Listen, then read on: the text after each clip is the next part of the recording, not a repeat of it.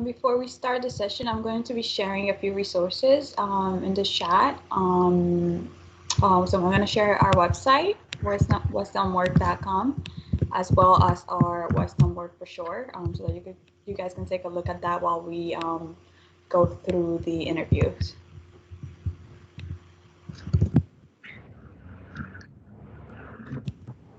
James, hi. How are you? Hi, guys. All good? David, how are you? How are you guys doing?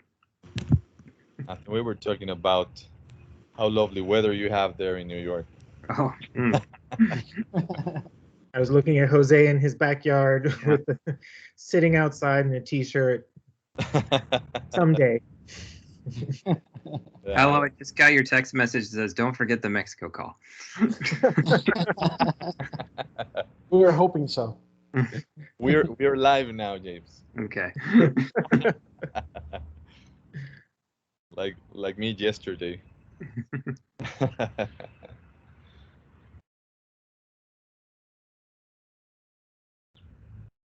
I think we can have just one more minute and we can start if you're okay. Yeah. Sure. Yeah. Okay.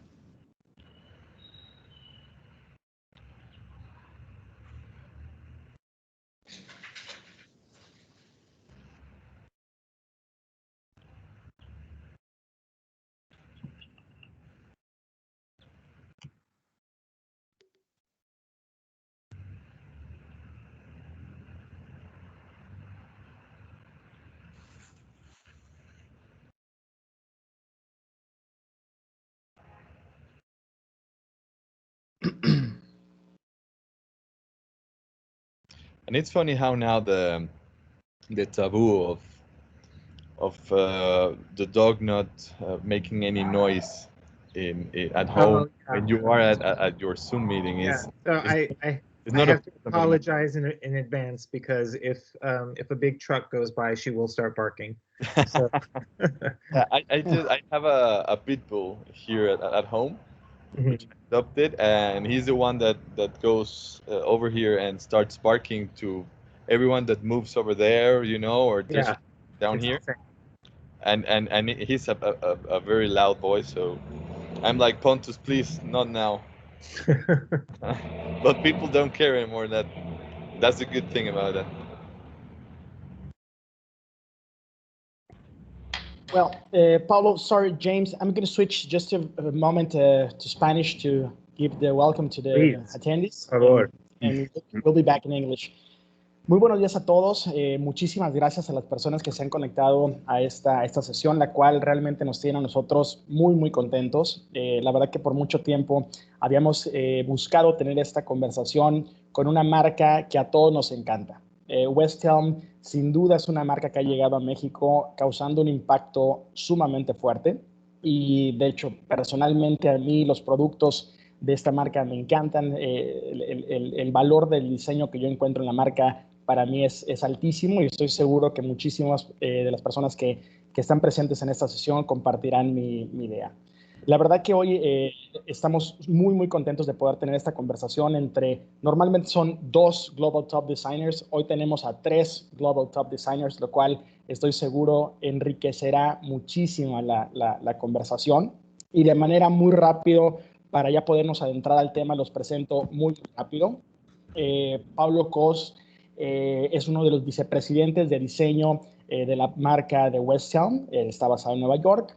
James Killinger es el líder de diseño también en la marca Westelm y nos complace y estamos muy contentos que el arquitecto José Larroa Fink haya aceptado ser el moderador quien pueda tener esta conversación y sin duda el arquitecto José nos aportará muchísima de su conocimiento, muchísimo de la visión que él tiene de los espacios de trabajo hoy en día y estoy seguro que esta conversación entre estas 3 grandes personalidades del diseño será sumamente enriquecida para nosotros y repito, muchísimas gracias por las personas que se han conectado a esta sesión y bueno, los dejo platicar en una plática entre amigos, una plática entre personas, a la cual a todos nos dejará muchísimo y podremos aprender muchísimo de estas 3 visiones de estos 3 Global Top Designers.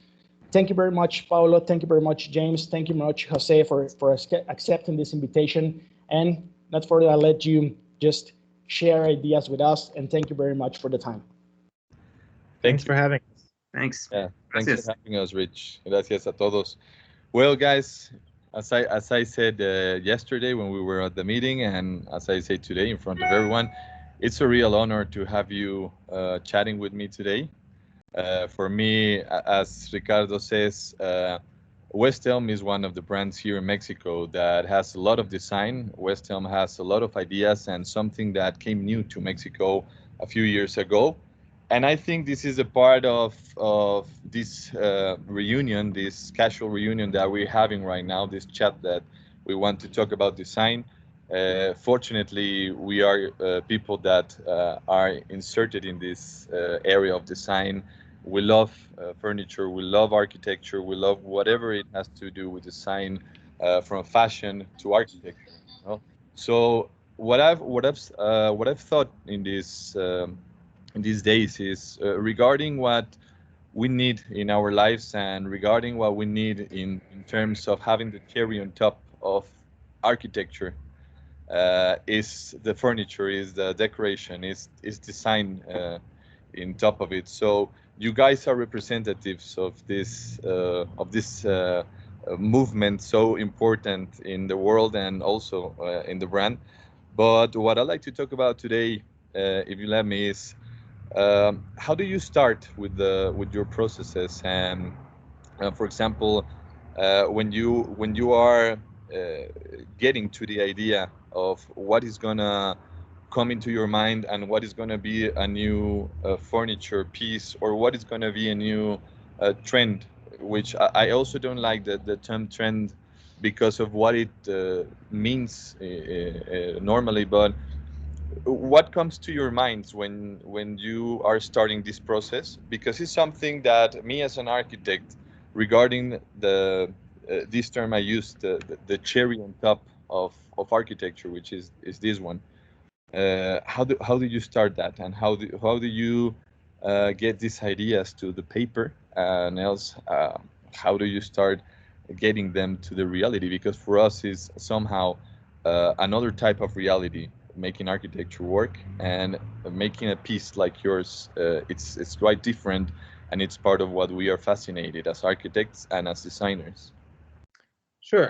Maybe I'll talk a little bit about how we work kind of in the big scheme, and then maybe I'll hand it over to James, and James can talk about more specifically the product design that he works on. But for those of you who don't know West Elm, we are a home furnishings company owned by Williams-Sonoma that launched back in 2002, and the idea is really that we kind of offer everything for you to kind of express your own personality and make your home the home you want. And so we have the retail side of the business, which is the stores that you guys maybe see through our partners Liverpool in Mexico. We have across the different Williams-Sonoma brands, I think we have around 15 stores. And I've actually been to the one in Mexico City, which is really cool. And then what James and I do is a little bit different than what you see in the stores and on the West Elm website. We do specifically a line of office furniture with our partner Steelcase, and we'll talk a little bit more about that in a bit. As far as the process goes, we work very closely with the we can call them the brand team. That's the team that does the retail stuff for the home, for the residential product. We work very closely with them, and the way that they launch product 4 times a year, and every season they kind of create stories, and so they'll create 2 to 4 stories, and the stories are kind of based around hypothetical people. So maybe it's a single person living in a studio apartment in Mexico City, or maybe it's a couple living in California with 2 children. And anyway, that they'll kind of elaborate and create kind of the mood and the color palette and the look of that story. And then all the different departments, So we have furniture, we have textiles, we have accessories. All of those different departments will then design product supporting those stories. And so it's kind of a trickle down process. And then what we do on the West Elm Work side is we work very closely with our partners at Steelcase to kind of translate that residential look and feel into the office setting, because the goal for West Elm Work is to kind of bring the warmth and the kind of relaxed atmosphere that we're creating at West Elm into the office environment. And so James is the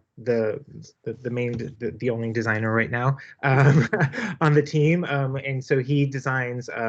So the great thing about West Elm Work is that James designs specific products for the Steelcase collaboration. These are designed by West Elm, but they're produced by Steelcase, so they're the same quality and the same process that you would go through for any kind of Steelcase product, but designed by West Elm. And then what's great about that is that you do have the retail side to kind of complete the look. So all the main furniture can be from the Steelcase collaboration, but then the rugs, the lighting, the pillows, all of that can kind of complete the look in the office.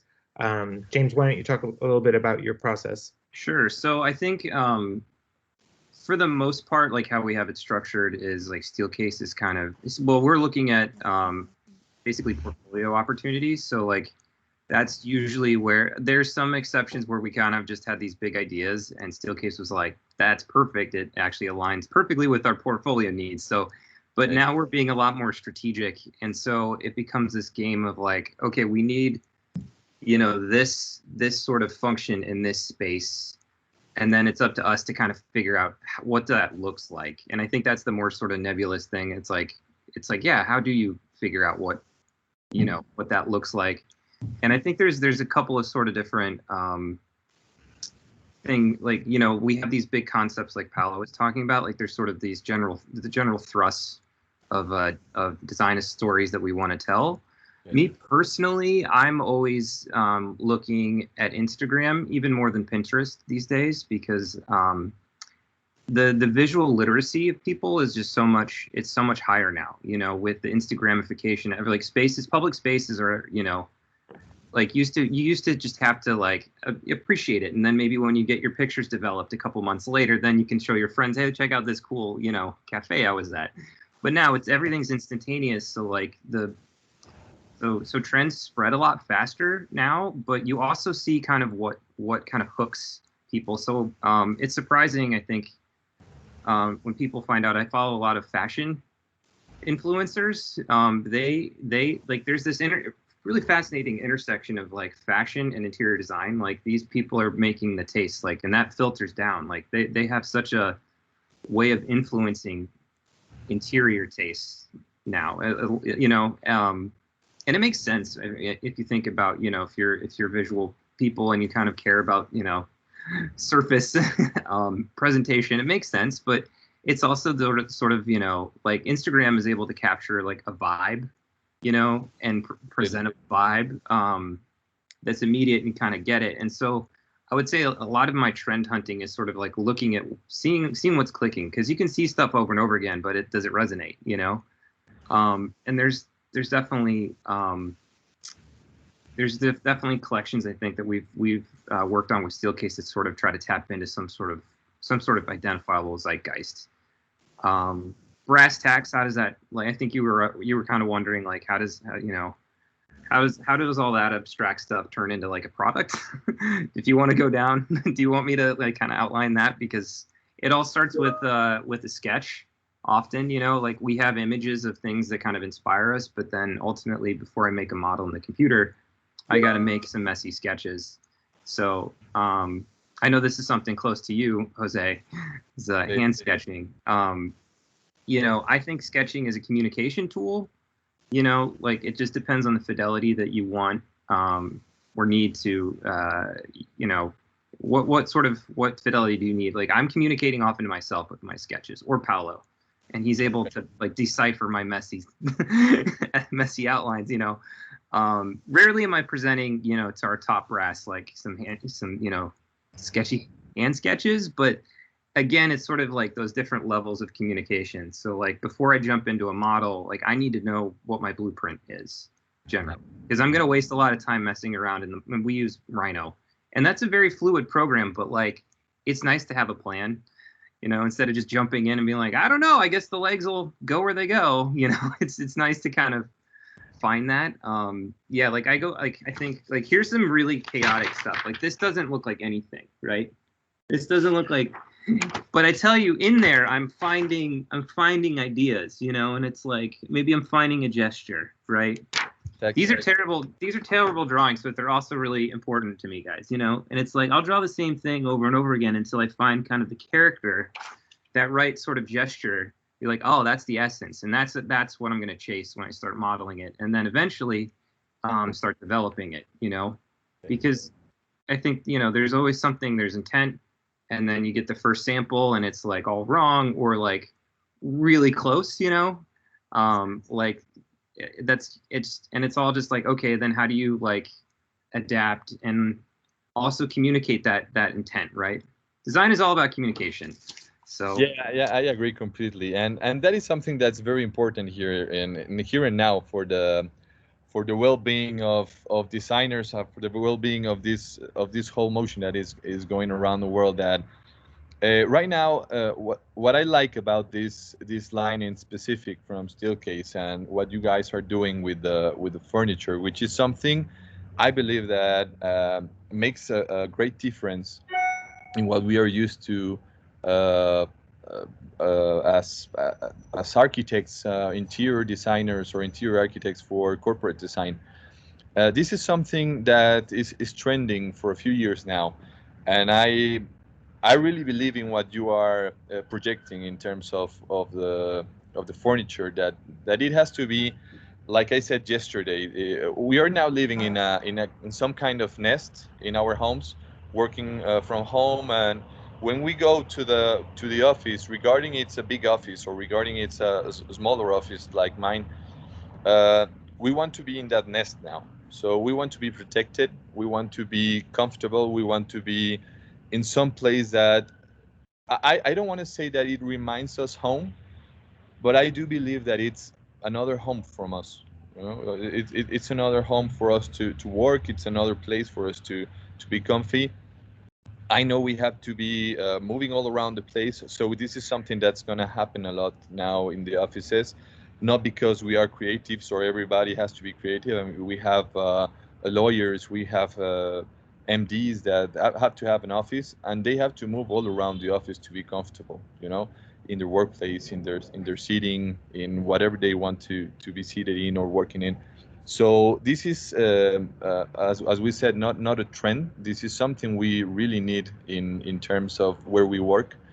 And what do you think about also the need of people to change this kind of mentality, that now we don't need a place to go and work in a square room, with lots of people.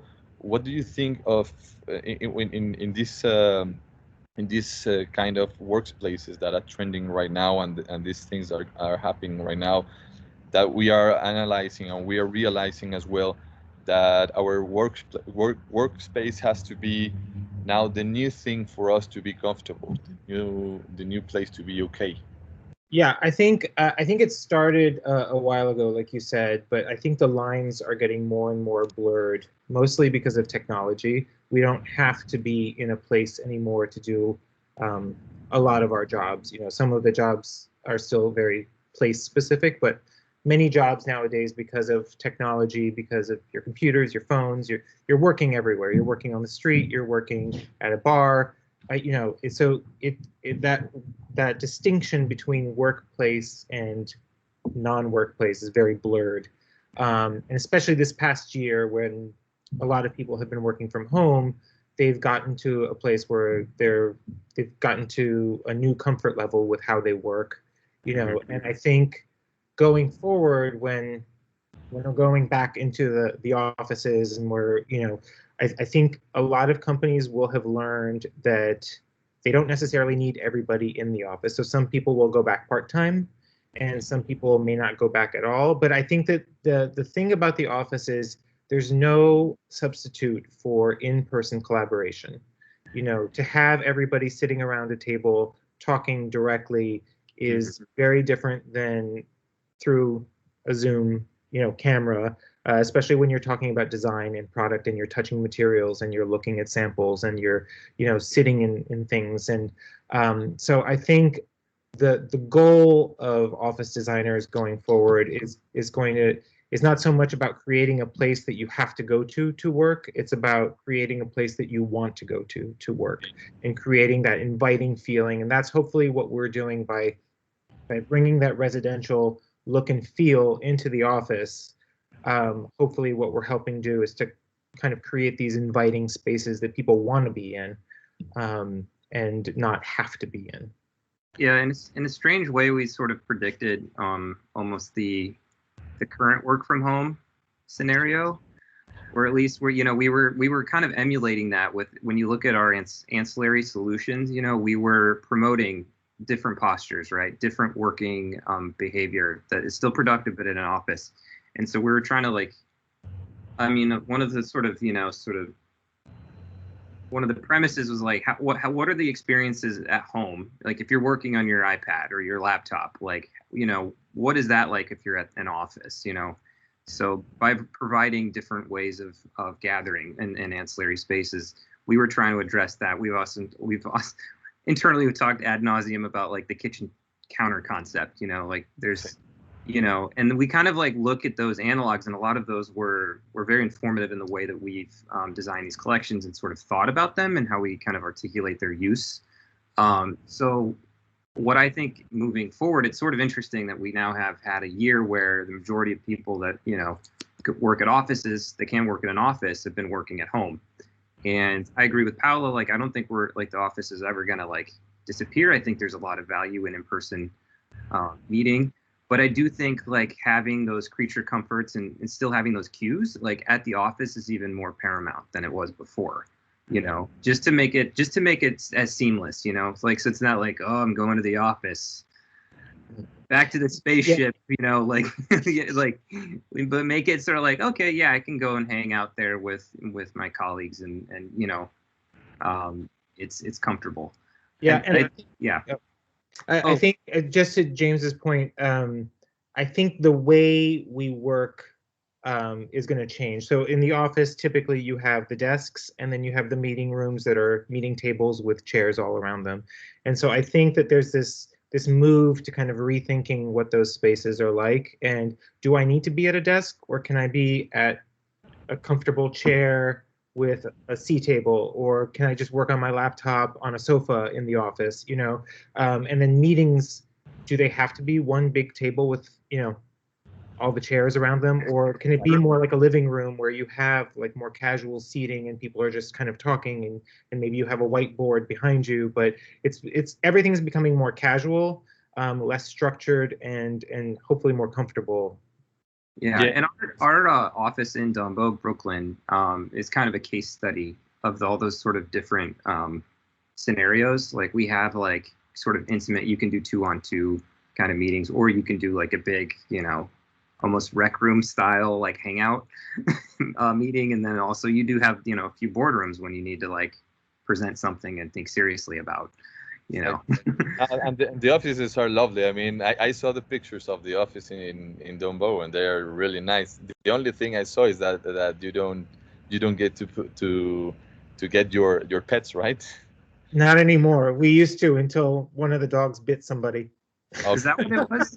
I worked in an office where it was like okay until it's like, oh, actually the whole building shares like HVAC, so someone has an allergy on like the 4th floor or something like that. It was like, can't possibly. I was like, I don't know if that's how that works, but yeah, it's a difficult topic for offices. But something I like about what we were talking about is this idea that you have to implement these scenarios, these different scenarios. But what is funny about this, and something that we as designers and we as architects, designers, and and different countries that I think somehow don't apply this technique for the design process. I think it's very interesting how we now have to deal with some other scenarios in terms of the office space, right? Because the office space could have just 4, 5, 6 scenarios regarding the size of the office and regarding what the office do. If they were lawyers, if they were MDs, if they were architects, designers, whatever.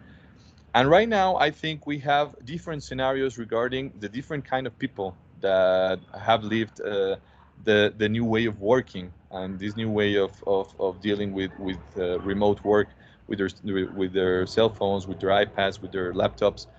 And not everybody has the opportunity to work at home with no noise and with tranquility, you know. So this is something that the scenarios bring now to the office space as a new office away as a new home away from home, right? So so this is something really interesting what you say about the scenarios, because we were not used to make these scenarios. I mean, this is something you learn, and this is something you do from lots of years ago, but right now it's coming to mind that we have to deal with these scenarios and we have to make them happen, as controversial they seem, or as different they seem from these other scenarios that we were used to know from people working. Right now, the nice thing about this is you can go to the designers of your office and the designers of your products for your office, where you're going to sit, where you're going to work, etc.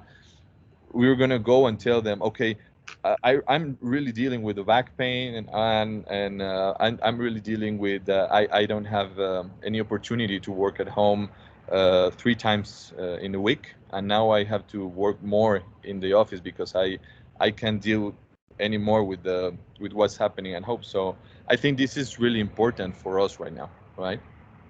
Yeah, I think one of the things that in our conversations with the Steelcase team, because as James talked about, when we design with them, we talk about what the opportunities are, what can we add to our collection, and they're the experts in the field. They study office spaces all day long. They know all the functionality, and we're kind of bringing the look and feel.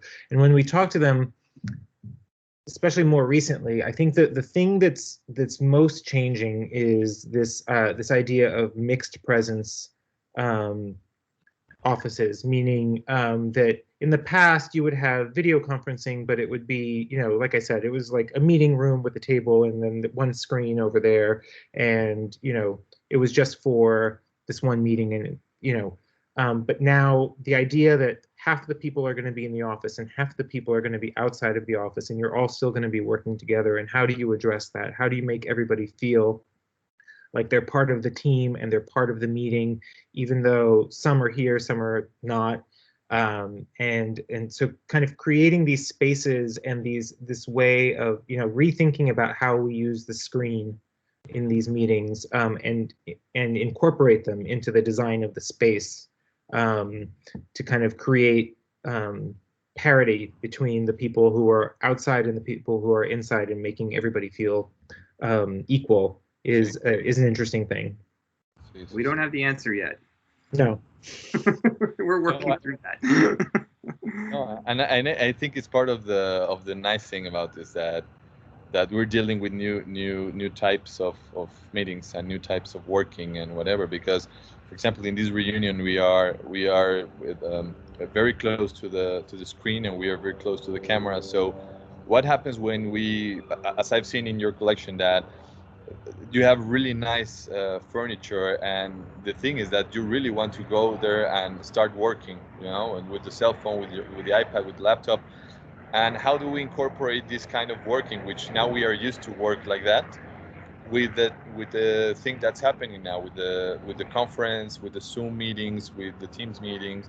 So how do we make this presence closer, in terms of that you feel that you are part of the meeting, that you're not in a living room, or in a meeting room that's designed like living room, and you are outside of the equation of the meeting, to talk like that, But this is something very interesting because design is now changing, and this is something that I believe it has to make a difference in the taboo, as I said, as of working from home, or now that we are working in an office, and we don't have the the need to be all squared and all working, and that they see us, writing all the things in the meeting. So this is something that is helping us to work better, I think, and that's why I like this Still Cash initiative to make things better in terms of working places, also with you guys, of course. Yeah, I think also one of the things, since many of you are architects, or most of you are architects, I would say the biggest thing to figure out now, I think, is acoustics. How sound travels across the office now, because everything is more casual and there are less defined barriers. You might have a group working together over here next to somebody who's sitting at their table, or sitting in, trying to work independently, and trying to create some separation of noise. I think that's one of the biggest hurdles that we've found, in designing furniture for these kind of spaces. Designing small group spaces in a big open space, I think, is a big hurdle. When you have like an open plan, Yeah. and you have all this open desking, and then you have these ancillary spaces, it does create these opportunities for a lot of ambient noise, basically. Yeah, So I you guys don't can figure that out. Yeah, I like cubicles. I worked in cubicles, but they actually don't muffle that much sound, often. So like, it's, but people do, I think we'll talk a little more quietly sometimes with certain cues.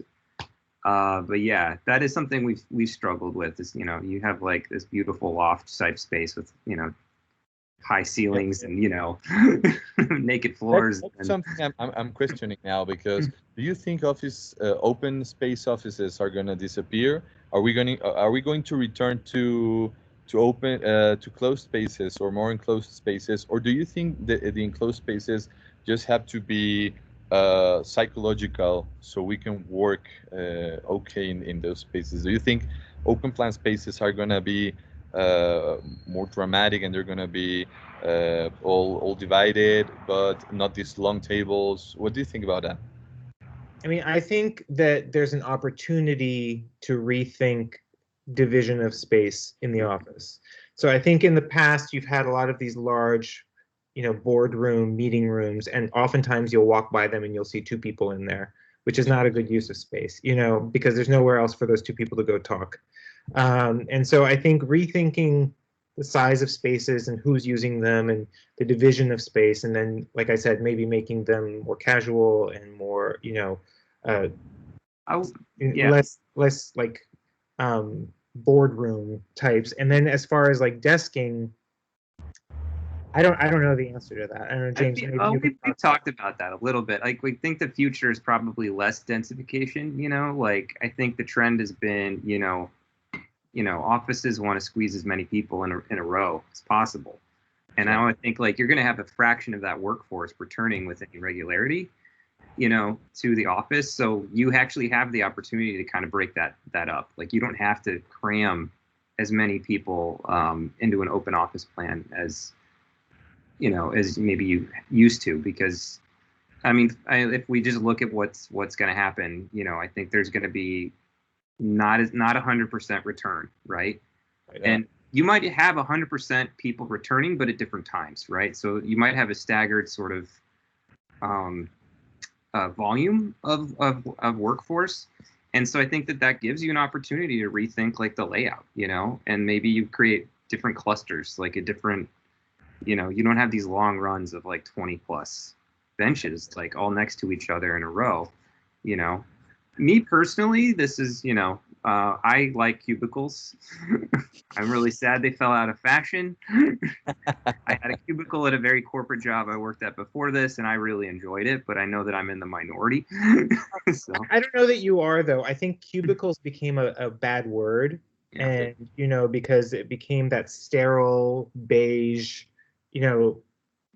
divider, and I think they weren't the best cubicles possible. But so then everybody moved to open plan.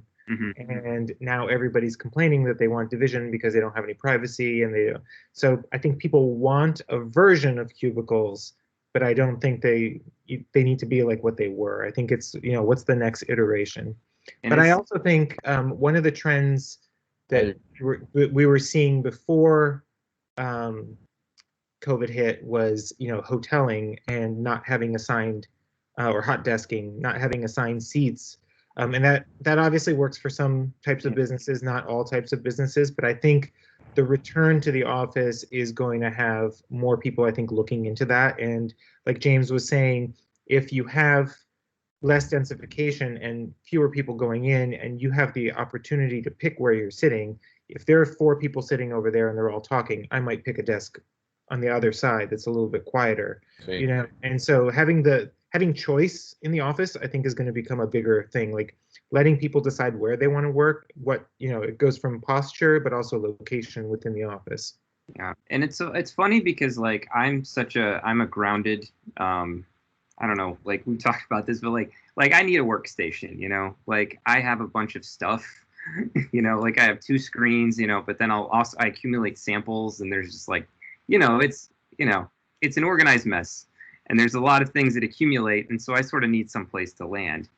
That was the beauty of having a cubicle, because I had like my 4x6 or whatever. It's sort of like, this is my like little hobbit hole of that I can fill with product samples, and it doesn't impede on you. But like also like looking like, I mean, then that's kind of how it is at the Dumbo office. But if you look at like, if you go upstairs to our finance area, it is so sterile. Like they have not they have like a couple of personal items, but it's so clean. And so there's just, and I think that a lot of knowledge workers, that's actually like, you don't have to have like a lot of junk. Like I have a lot of junk, but like most of the workforce doesn't have to have a lot of junk. And that allows for a lot of mobility, like the hot desking or the hoteling that Paolo was talking about. So yeah, one thing that's interesting, our office used to be divided by department.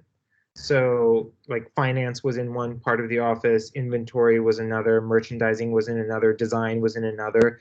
And we changed about a year, well, right before COVID, like about 6 months before COVID, we changed to sit by product type.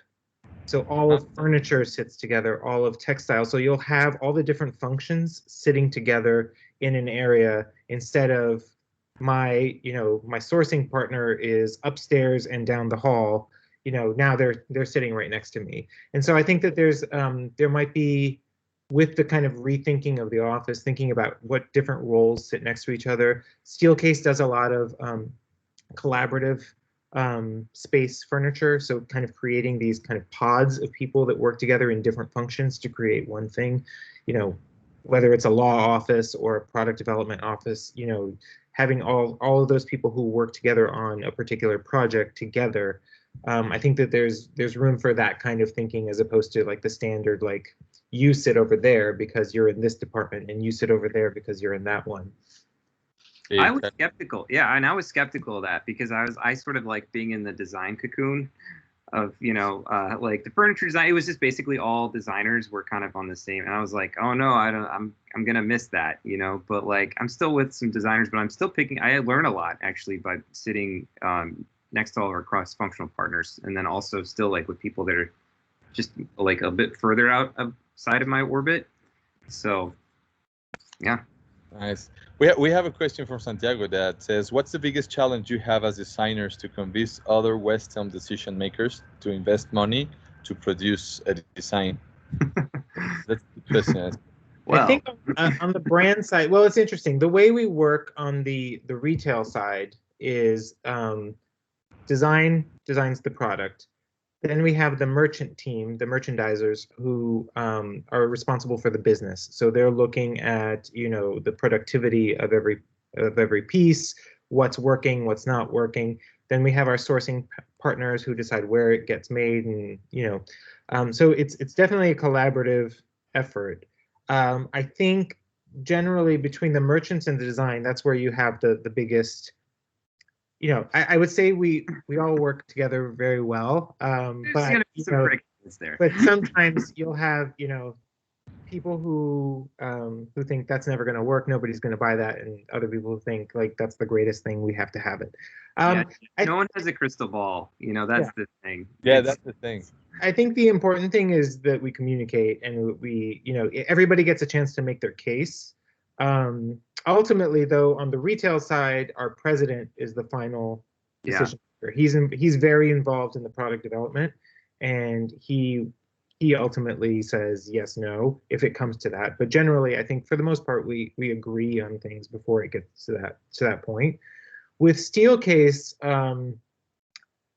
it's a little different because we're this kind of side business, almost like a startup within West Elm. We don't have as much scrutiny, so we don't have as many people looking over the products. So it allows for a little bit more freedom, a little bit more creativity, and I think it's more about talking with the Steelcase people about within their portfolio of products, does this product make sense there? And if so, why not? What can we change to make it more, viable or meaningful to them? Like something about the Steelcase relationship that I love personally. Like I've worked on a handful of brand projects, and it is like it's kind of if you have the dream. There's one particularly large, long-running project. I can say it's like there's a plastic shelf chair we've been working on for years at this point. High investment. This is for the retail. There's a lot of scrutiny on that, and it moves as fast as molasses.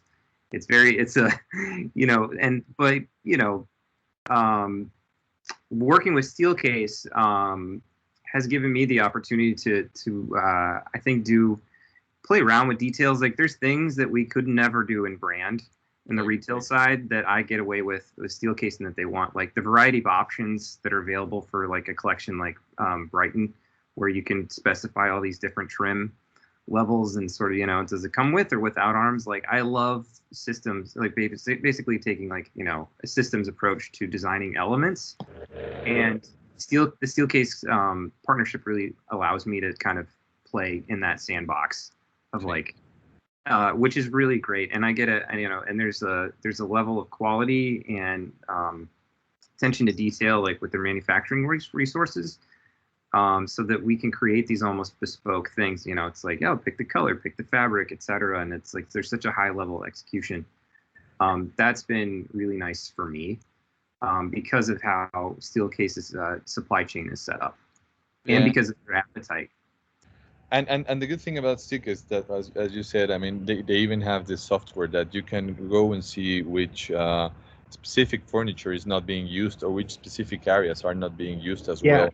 In terms of how people are dealing with in the corporate areas. For example, Leslie here asks that the way people act in corporate spaces have changed now, and as you said before, that you were going ahead of what was going to happen in this thing that happened to the world now. Is how did you adapt your design process to give a correct response to this change of behaviors? That's the question of Leslie. I don't know that we did really change our design process. I think we were already going in that direction, and then everything that's happened in the last year is kind of like reinforced what we're doing. So I think we were already on the right track, and now this has kind of created more momentum. I think our goal has always been to kind of bring the comfort and the relaxed posture of the home into the office, so about making things more casual and more comfortable. And I think that's the direction everything's kind of going in now, because you almost have to entice people to come into the office now. So I think I don't know that we necessarily changed how we thought of it. I think we're maybe more aware of it, and whereas before we have our Greenpoint collection, which is our benching system, and we were talking about what's the next benching system. That's definitely become a less of a priority, because of that, because of these conversations. Now we're much more focused on what are new ways people are interacting with each other at the office, and what's the furniture that supports that. Yeah, something we always like kind of asked ourselves along the process is like, does this fit into a home? Like that to me is sort of the litmus test of like, if for any of the new introductions, it's like, could this live in your home? Would you want to live with this? Like, could you see this being at your home? And if it's a yes, then I think, I've done my job. So. Okay, I agree. Yeah, but the interesting thing is that things don't have to change right now. I mean, we have to be more aware of what we needed years and years ago for what we need where we work. So I think things don't have to change now because of this. Now I think we have to be more aware of what's better for us and what's better to work and what's better to live and what's better to be comfortable with our daily basis and our home and our second home regarding the office, right? Mm-hmm. Yeah, one of the things that we talk about a lot also is just wellness. And wellness used to be health. So you used to think about, healthy materials and, air quality. But I think more focus has been put on mental wellness also, and just you get more out of your workforce if they feel relaxed and if they feel comfortable and if they don't feel stressed out and if they it spurs more creativity and more productivity, I think, by making people feel welcome, and that's something that I think is relatively new to office design. I would say the last 5 years or so has been like a big focus. Yeah, I agree. Fabiola says, as global top brand, which are the main challenges that you see for the following couple of years? Oh, that's the crystal ball question. I don't know. I think the big question is, how big an impact will COVID have on the future when we're all back in the office? Is it going to go back to what it was before? Or is it going to radically change what we go back to? I think the answer is probably somewhere in the middle. But I think that's probably the biggest conversation everybody's having, is trying to predict what those changes are. And you'll always have the kind of, companies that are at the forefront of office design, like your tech companies, like your Googles and whatever, who are going to try new things, and they're very innovative and they want to try, they want to bring the latest and greatest to their teams. And then you'll always have like the more traditional offices who are going to be much more reluctant, and they're going to wait to see what everybody else does first before they invest money in newness. So I think it's about just kind of watching how quickly we get through this and what we've learned through this and what people want after this, after having spent all this time at home. I know people definitely want to get out of the house now. People are sick of being home. Yeah, I don't know. But they don't necessarily want to be, in the old office. So what do they want to be in? I would agree, just to echo what Paolo's saying. I think it's not really it's not even really like what businesses want, it's what employees want, right? Yeah. And I think it's about employees are going to expect a certain type of flexibility, and I think that's what we have to anticipate, is that, you can't put the toothpaste back in the tube, so like, it's like we've made it work for a year, and then probably year plus. And so like, you just, you have to accommodate a lot of different work modalities, and you have to anticipate that's to be competitive employer. That's what you have to, expect. Yes. It's going to relate directly to talent retention and attracting new talent. Like the companies that provide these kinds of options are going to be able to attract the best talent because they're gonna provide things that people want. I agree. One time I read this phrase that people needs nature, and I think that we could translate as designers that nature could be us. Nature is not be in the wilderness, or be near plants. I think nature is what we have to deal with us. So when I read this phrase that people need nature, I think that we need to be comfortable where we feel comfortable, right? Mm-hmm. If I feel comfortable working at a table or having breakfast at my bed, which I don't feel comfortable having breakfast in my bed, but some people do, right? Yeah.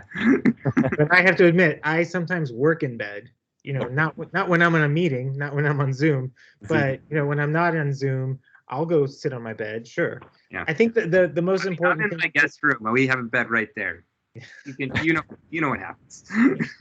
I think the most important thing when you're talking about, I like the idea of like talking about nature and like human nature. You know, the most important thing is that not everybody's the same. So there is no one solution that's going to make everybody happy. I think the most important thing that office designers can do is realize that and kind of create choice and create different environments within the major environment so that people have the option and the opportunity to pick what kind of space they want to work in, whether it's on a sofa or at a desk or, you know, at more of a table, but like in an open environment. Yeah, so I think it's really about giving people choice. See, I agree with that because I think our new challenges are gonna be the people and how do you make that research with people and how do you make that regarding that research, how do you make them feel comfortable with some variables that are they're not gonna be 100 variables in a project, right, or 100 types of furniture in an office, but these have to be categorized in some way that people can fit in the next challenges they have for them, because if they feel comfortable working at home, I mean, they're gonna be at home working most of the time. But what if they have to work in the office, and how are they gonna deal with the thing that office now has to be your second home if you don't if you can't work at home, or if you have to have a group meeting in person with your teammates, you know? Yeah, I think it's as long as I think there's always the financial part of it also. You know, when you're planning an office, you're trying to maximize the square footage. You're trying to, you know, because everything has a cost and companies don't want to just throw money out. So they're always looking at like how small a space can I get everybody into and still be like efficient. I think hopefully with this kind of variable workforce that we're talking about, with not everybody being there, hopefully some of that extra space that's been made by some people not being there allows companies to kind of play around with other options for different kinds of environments. See, for sure. For sure. So guys, we have passed the hour. I don't know how we're doing with our meeting. I mean, we could be chatting for 1 hour more, I think. Yeah. But I don't know, Mirta, if we are okay with the time. No, we are okay. I don't know if anybody here have a little question, but maybe I can think we have lost one question. The way people act in corporate spaces have changed. How did you adapt your design process to give a correct response to this change of behaviors? I know, yeah. See? Yeah, I think we talked about that a little. Oh, okay. Sorry. Jose But I don't know if anyone wants to say anything more. Don't be shy. Yeah, if anybody has any other questions, I welcome you guys to really check the links that Natalie put in the chat, and for you guys to see, you know, the collections that we work on. Digital brochure is really nice. Digital brochure. That was interesting. That shows how we work with Steelcase. Also, we our kind of look and feel is very different than the standard look and feel from Steelcase. So when we put together this photo shoot, we really made sure first of all, we did it in our West Elm photo studio, but then we had the Steelcase team there. And so that, you know, we really wanted to make sure that we were showcasing the product in a way that kind of echoed the West Elm voice. So yeah, definitely check out the brochure, check out our websites, westelm.com. And westelmwork.com, and then obviously Steelcase has a page for the West Elm Work collection on there. One thing that's kind of interesting is if you go on the West Elm retail website right now, we have a big collaboration with artisans from Mexico. So it's called La Mesa, and it's with West Elm worked with artisans from all over, I think, Oaxaca, Chiapas, and other regions of Mexico. So take a look at that. That's kind of fun. Yeah, that's nice. No, but thank you, everybody. Thank you, Paulo. Thank you, James. This is a very interesting talk. I hope you have fun with this talk. Thank you, Jose. And we see you in our next talk next week. Thanks for having us. Thank you, everyone. Gracias a todos por acompañarnos. Gracias, Paulo. Gracias, James. Gracias, José. Estamos muy contentos y nos vemos la próxima semana. Gracias a todos. Muchísimas gracias. Que estén muy bien. Hasta luego. Hasta luego. Bye. Bye, bye. Muchas gracias. Bye. Adiós. Muchas gracias a todos.